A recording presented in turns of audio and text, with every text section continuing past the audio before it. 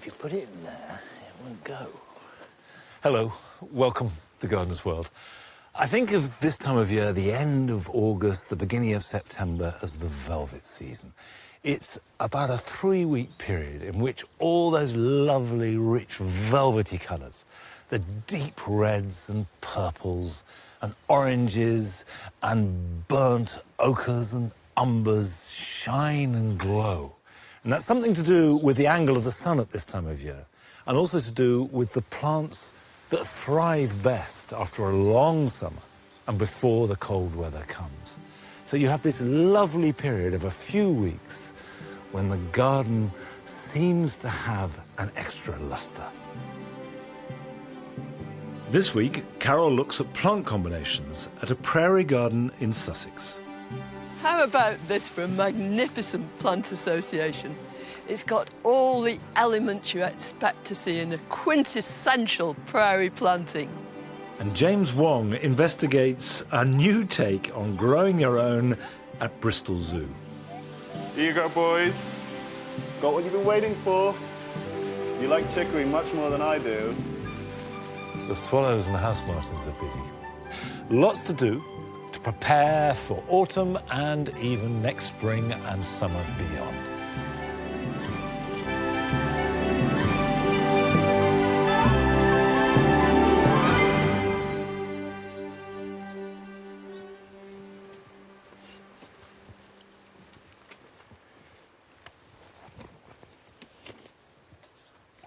The dry garden hasn't really liked this summer.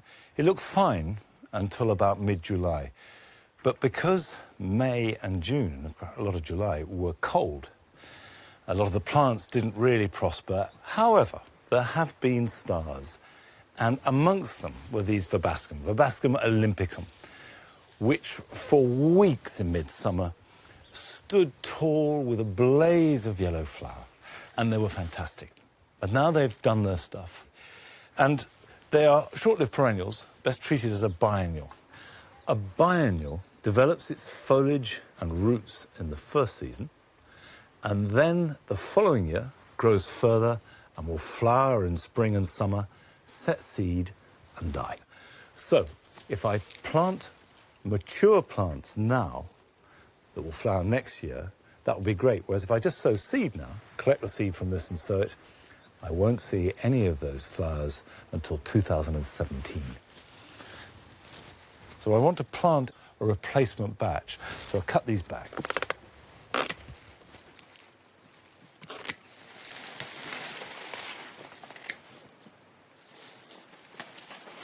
Now I could keep that seed, so I'll hold on to the tops there. Now this is Verbascum Gainsborough. And if I take it out of the pot, you'll see there's quite a good root system.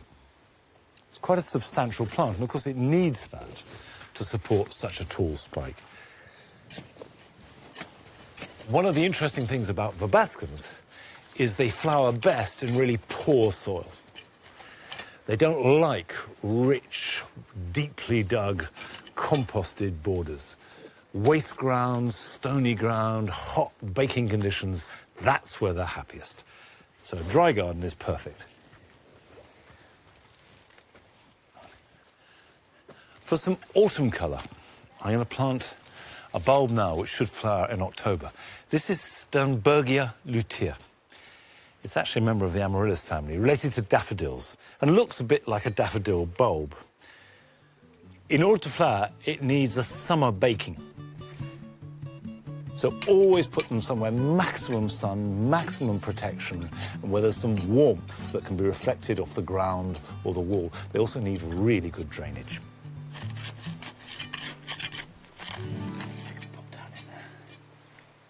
That's a little group planted there. I'll plant another couple of little groups around the other Verbascums. They will definitely flower this autumn. Whether they flower next year depends a lot on the weather this October, November, and even December. I have here a very particular style of gardening in these dry borders. The soil and the situation determines that. But of course you can apply a style of gardening by choosing your plants and how you grow them, regardless of your conditions. And Carol has been to Sussex to see a garden where plants have been chosen and combined to achieve a very particular effect. I'm looking at the wonderful ways gardeners are putting plants together.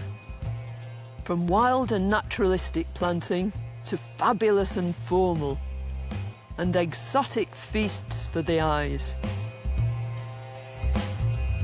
Today I'm looking at a style of planting that's reminiscent of the wild American plains, but has its roots in Germany, where it started in an attempt to find a solution to planting up parkland in a truly modern way. In Germany, prairie planting was pioneered as an ecological solution to managing municipal parkland. They used robust plants found on the American prairies and hybridised them, creating tough varieties that were low maintenance, had a long flowering season and provided a habitat for bird and insect life. How about this for a magnificent plant association? It's got all the elements you expect to see in a quintessential prairie planting. Huge swathes of perennials, great ribbons of grasses, and all close together but planted generously.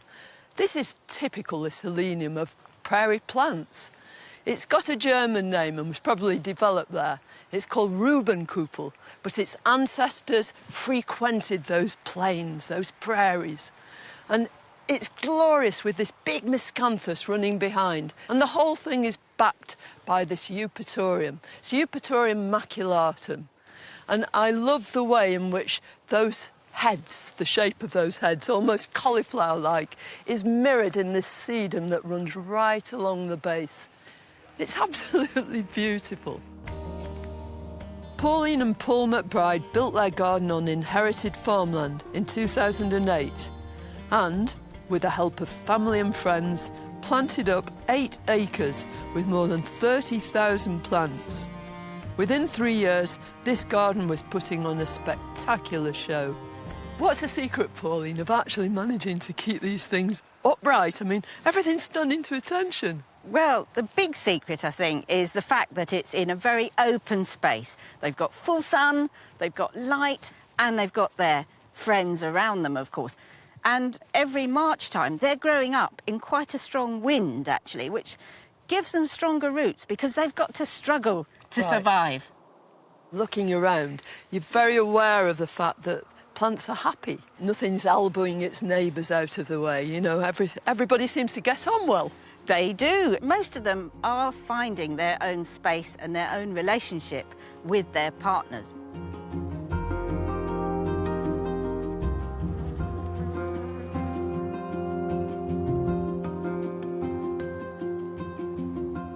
One of the most important elements in any prairie planting are grasses. In the background is this delightful Calamagrostis. It's Carl Forster. And he was the German grower who popularised grasses and introduced so many wonderful ones that we can grow in our gardens. In complete contrast is this delightful Descampsia, a form of the wavy hair grass. They're both quite different, but they both do what only grasses can do. They move so beautifully in the wind. They're a perfect contrast to these big clumps of perennials. Things like calamaris, lovely daisies, or even the phlox in the background that you can glimpse through those waving stems, right the way through to these stiff spikes of the liatris, so proud in the foreground of this beautiful planting.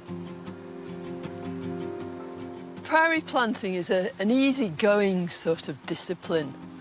Here's a perfect example. The echinacea, both white and pink, have been planted deliberately for this corner. But into them has seeded this Verbascum Chakesii album. It's the perfect match. It's actually got pink and white flowers. But if you accept that whole principle that you can allow plants to do wonderful things, then you get all sorts of exciting effects.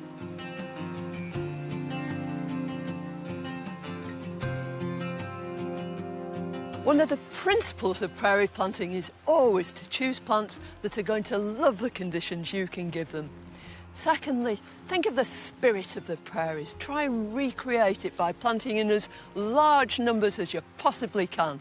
Abandon your inhibitions. And thirdly, exult in the opportunity to give these boisterous plants the chance to be themselves.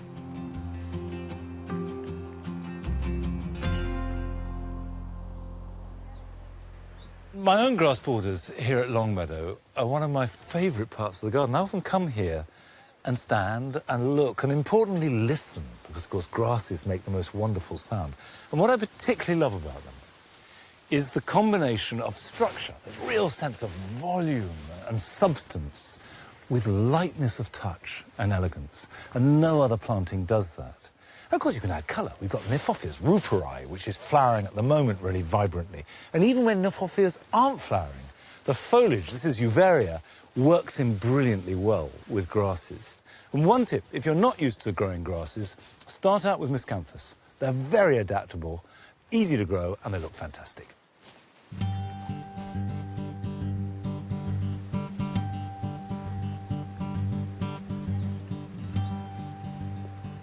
Now, it's been a strange year for vegetables. Some have been fine. Lettuces, peas, any of the hardier vegetables have been good. But some of the more tender ones really haven't liked it, and this has been a bad tomato year for me. A low volume crop, very slow ripening. We've been eating them for about 6 weeks, but the taste is not good at all. And I put that down to low temperatures. And one of the things that I've had a lot of are split fruit. If you've had split fruit, the reason is twofold. It's either irregular, erratic watering, which is your fault, or irregular temperature, and there's not much you can do about that. And here we've had some very cold days, even colder nights, right through June, July, August, and that's what's done the damage. And if you're growing tomatoes indoors and they're reaching the ceiling now, cut them off. There is a point where you have to just accept what you've got and try and make it as good as possible. And I think tomatoes respond to that very much because the days are getting shorter, they're getting cooler. These tomatoes will ripen slower and slower. And you can see we've got quite a few green ones. And to get the best from them, you need to concentrate the energy. And by the way, you can defoliate them as much as you like. These will ripen perfectly well with no leaves on at all. Don't overdo the watering at this time of year. Water at most just once a week, but you can feed them. And if you water and feed at the same time with a liquid feed, that will be adequate.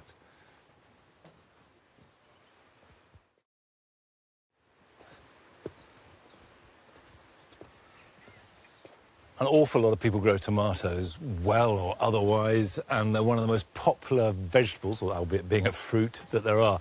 But I guess not so many people grow turnips. They're not a sexy vegetable. That's a shame, because turnips can be really delicious, and it's not too late to sow some now. And then you can harvest them later in autumn, through winter, and into next spring. I've got snowball, and I'm going to sow in this patch of ground where peas were before. And I just plant them in rows. I use boards always because they're easy to tread on, as well as give a spacing. So make a rill along the edge of a board or a string. And the secret of enjoying turnips is not to eat them too big. Pull them when they're golf ball size. Then you cook them whole, add a little bit of butter to the pan, glaze them, maybe a touch of sugar to caramelize them, and they're absolutely delicious. They have a real sweetness and that slight cabbagey tang, which doesn't sound great, but actually adds texture to them. They're lovely. And if you're used to growing vegetables, you'll recognize the seed as being quite similar to rocket, to cabbage. They're brassicas, and they're part of that family. And brassicas normally come after legumes in rotation because they use the nitrogen that's left in the soil from peas and beans. I have peas here, so this is perfect. I'm going to sow them very thinly. However thinly you sow, they will need thinning. It's a good idea to try and thin turnips, swedes, beetroot, any of these root crops evenly. That's the key to it. So you get nice, even growth. And really, as soon as they're big enough to handle, just go along and just pick out every other one or every few. And although that seems quite wasteful, you'll get a much better quality of vegetable as a result.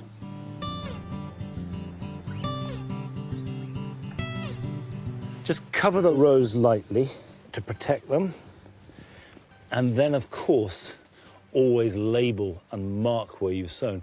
Not least so that if weeds grow, you'll know that a line of fresh young seedlings are your turnips, whereas rather more erratic seedlings are going to be weeds, and you can weed them from day one.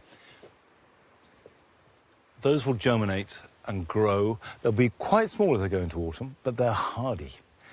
And they will stand throughout winter. You can harvest them as you need them, just pulling them from the soil right through into next spring. No trouble at all. That's easy. I'm pretty sure that I'll be successful with my turnips, but I haven't been quite so successful with my grapes.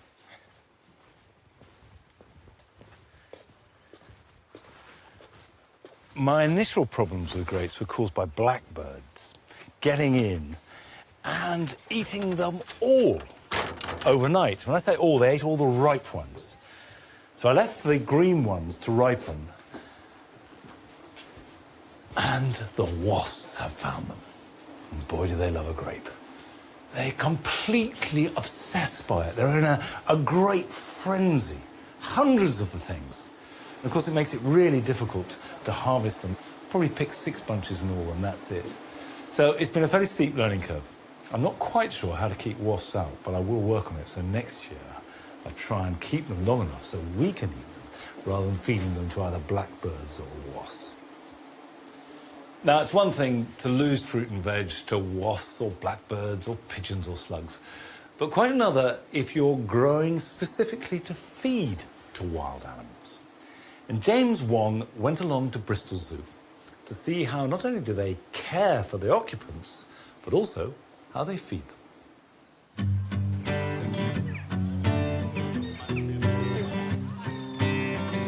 Not only do gardeners at zoos create amazing enclosures like this, using plants to provide shade and shelter, which encourages natural behaviour, here at Bristol Zoo, they're also enriching the animals' lives by growing their own food.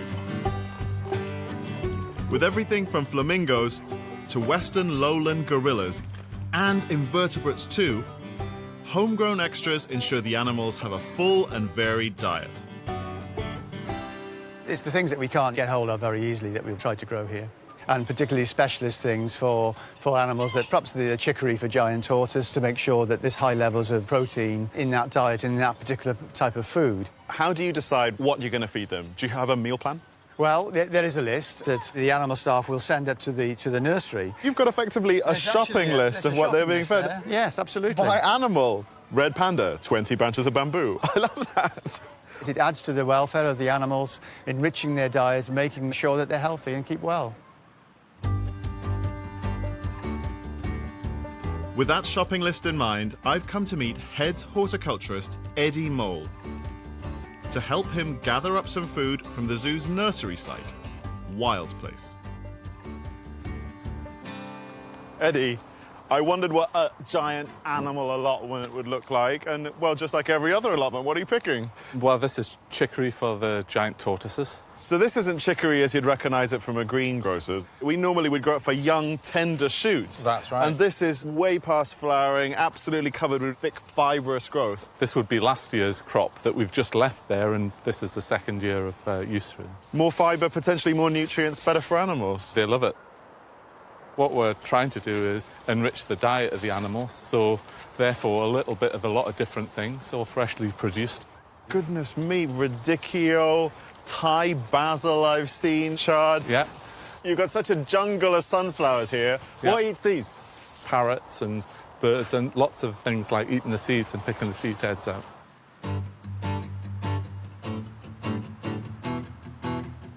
There's some amazing stuff I've seen kicking around here, some of my favourite tropical plants.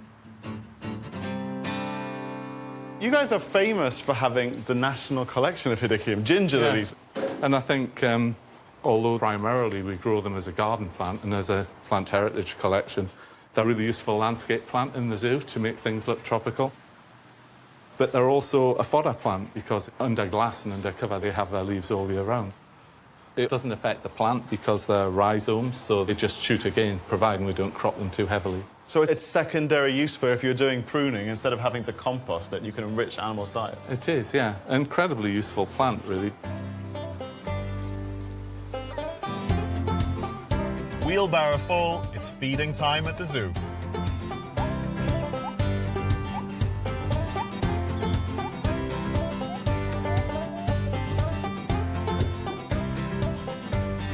Here you go, boys. Got what you've been waiting for. You like chicory much more than I do. Right, I'm cornered and running out of food, so I'll leave you guys to it.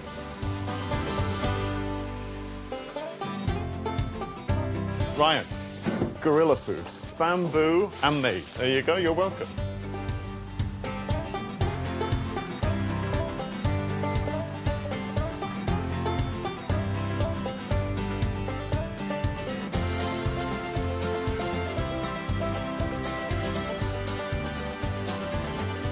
Well, it's the last stop on the feeding trail. I've got some drill monkeys to tend to, and I've got some hedychium here and some spent sunflower heads for them.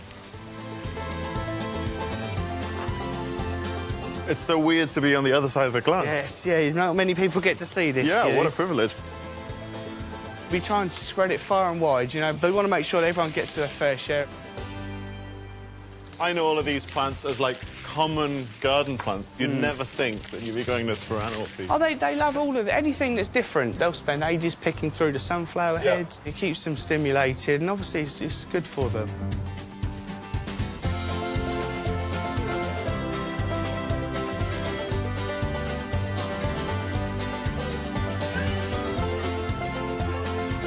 Well, that's really nice, isn't it? You cut down the national collection of hedychium to feed to zoo animals, and well, they eat everything else. There's one up there with a stand of corn. There's a big guy over here coming up with some sunflower spent heads. You know, maybe they're saving the best till last.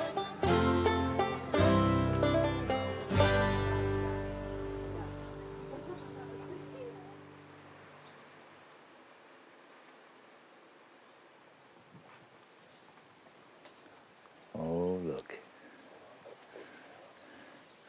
Who needs a zoo when you've got frogs on your hedges? Perhaps I should be glad that it's wasps and frogs and pigeons and not monkeys eating my garden. Now, what's attacking my box plants is a fungus, Box Blight. And a few weeks ago, I had a visit from the RHS to give me advice on how to deal with it, because there are many conflicting views and approaches.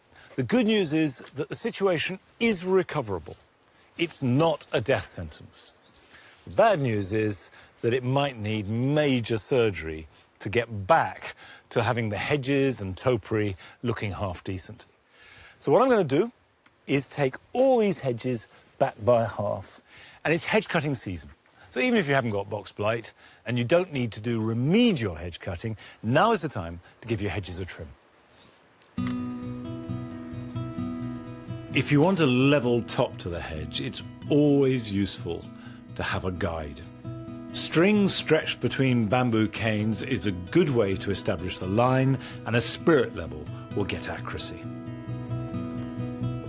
When you're doing any kind of hedge cutting, make sure you use an implement, whether it be mechanical or by hand, that is comfortably capable of doing the job. Don't strain, because that way you lose control and can have accidents. Make sure the top is narrower than the bottom. This is called establishing a batter, which is essentially a slope so that the bottom of the hedge gets plenty of light. I'm removing the thicker stems with secateurs to make sure there is no dead wood and maximum light can reach the new shoots.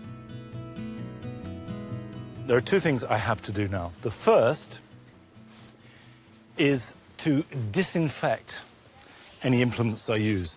This is simply a spray of disinfectant. If you're really worried about spreading blight, don't use the same shears, hedge cutters, secateurs, whatever it might be, on blight and non-blight affected material. Keep them completely separate. All I'm doing is a little bit of basic hygiene. And then the second thing is to clear up scrupulously. Every scrap, put it into a barrow, or if you're worried about it blowing around, into bags, and then either burn it or bin it. And by binning it, seal it in bags and have it taken away. And then let's hope. And I feel in my bones that this may come good. Okay, this is a big job. It's going to take me more than just this weekend to do it. But here are some other things you can do and finish this weekend. Now is the last chance to sow salad crops for winter and early spring harvesting. Choose the varieties carefully, such as Mitsuna, Mibuna, Langcress, Rocket, or winter varieties of lettuce. Sow them thinly in a seed tray, water them either from above or below, and put them somewhere protected, although they don't need heat to germinate. And then prick them out as soon as they're ready and you have space available. If you've grown wallflowers from seed, or you've bought young seedlings, it's a good idea to pinch out the growing tips. This will encourage side shoots to develop, so that when you plant them out in a month or 6 weeks' time, they will be strong, bushy plants. Over the next few weeks is the ideal time to take cuttings from evergreen hedging plants, such as box or yew. And yew is surprisingly easy to take. Choose strong, healthy growth and pull off the side shoots so that they have a heel attached. Strip off the lower leaves and use a very free-draining compost, pushing the cuttings in against the edge of the pot. Put them somewhere protected, but it can be outside. Water them and then leave them to root, and this may well take 6 to 9 months.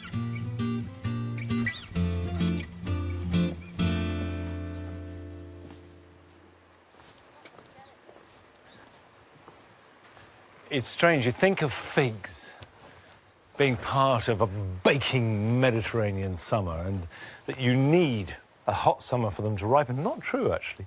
This has been a cold, rather grey summer, and yet the figs are fantastic and ripening fast.